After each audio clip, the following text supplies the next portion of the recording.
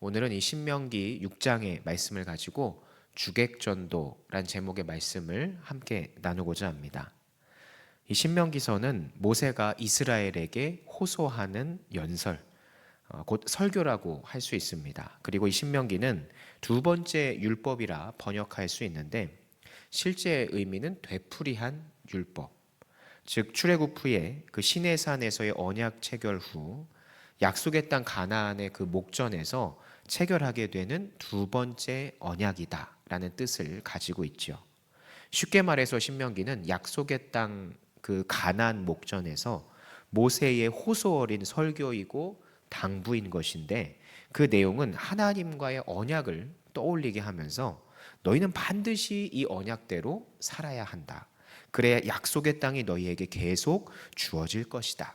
이렇게 당부하고 또 당부하는 그 내용이 담긴 그 설교인 것이죠.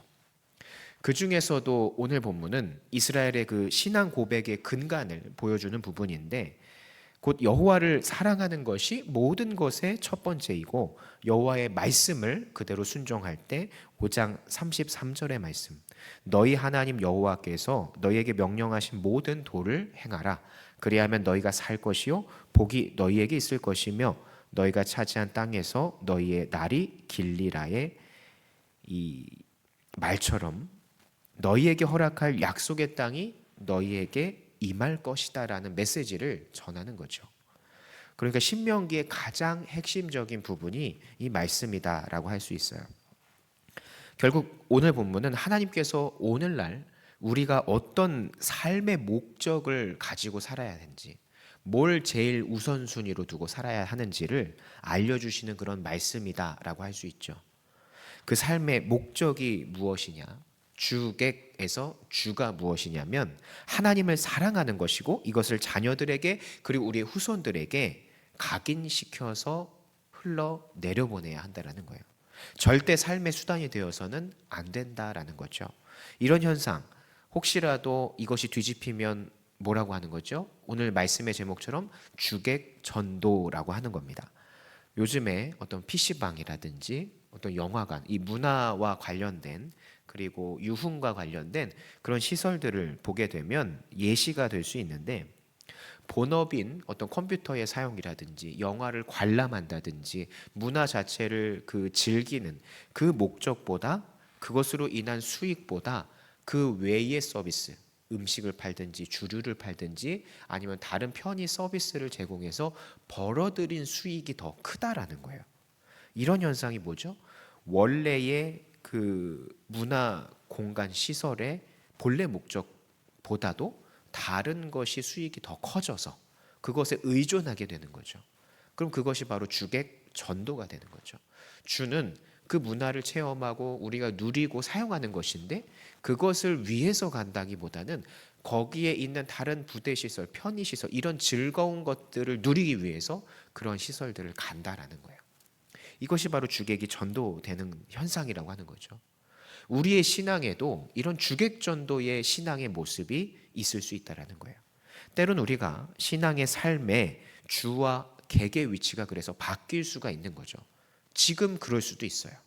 곧 신앙을 위해 사는 것이 아니라 나의 삶을 위해 신앙을 하거나 삶을 사는데 신앙을 끼워 맞추거나 하는 이런 부분적인 형태들을 가질 때가 있다는 거죠.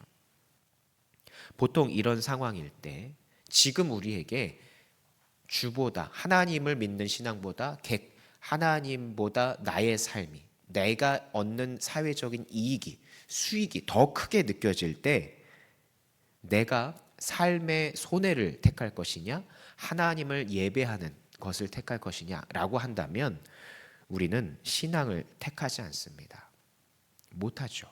마치 우리가 어떤 PC방, 영화관 이런 곳에서 갔을 때 그곳에서 어떤 팝콘이라든지 아니면 다른 편의시설을 누리는 것을 포기하지 못하는 것처럼, 사실은 우리 신앙에서 하나님을 사랑하고 1순위로 삼고 예배하는 것이 최우선이자 주가 되는 것인데, 우리의 삶을 영위하고 즐겁게 하고 수익을 얻는 것하고 이런 것들을 우리가 놓지 못하는 그런 주객전도된 이 현상과 맞닿아 있기 때문에 우린 쉽사리 우리의 삶의 이득을 하나님을 예배하면서까지 포기하지 못하는 상황까지 이르게 된다라는 거예요. 그것이 오늘날 우리의 신앙의 현 주소일 수 있다라는 거죠. 그런데 본문은 분명히 말합니다. 하나님께서는 분명하게 말씀하세요. 모든 것의 첫째는 무엇이다? 내 하나님 여호와를 내 몸과 같이 사랑하라. 이렇게 말씀을 하고 계세요.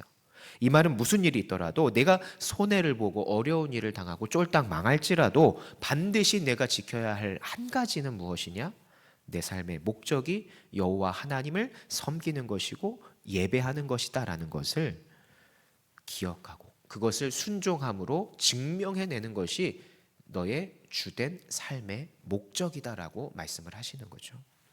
그러므로 우리는 나 자신을 그래서 매일같이 돌아봐야 되는 거예요. 나의 신앙의 주객에 전도가 일어나 있진 않은지, 내가 하나님을 섬기는 것보다 나의 그 삶의 수익, 나의 삶의 즐거움을 위해서 더 우선적으로 살고 있지 않은지, 그런 모습을 점검하고 나 자신을 반성하고 나를 다시 올바른 신앙의 주객을 다시 정립해서 하나님을 예배하는데 최선을 다하는 그런 신앙의 재정립을 우리가 매일같이 새롭게 이루어 나가야 한다라는 거죠. 여러분, 말씀에는 능력이 있다고 합니다. 그리고 믿음은 들음에서 난다라고 하죠. 단순한 것 같지만 여러분 삶 가운데 그래서 이 신명기 6장 5절의 말씀, 바로 내 하나님 여호와를 내 몸과 같이 사랑하라. 이 말씀을 우리가 귀에 딱지가 않도록 우리가 우리의 자녀들에게, 우리 스스로에게 우리가 각인을 시켜야 되는 거예요. 이 말씀이 우리의 삶 가운데 우리 자신에게, 우리의 자손들에게 선포가 될 때 그 말씀이 살아 움직여서 여러분과 자녀들의 삶을 여호와 하나님을 제일로 사랑하는 삶을 맛보게 할 것이다 라는 그런 믿음을 가지고 살아야 된다는 거죠.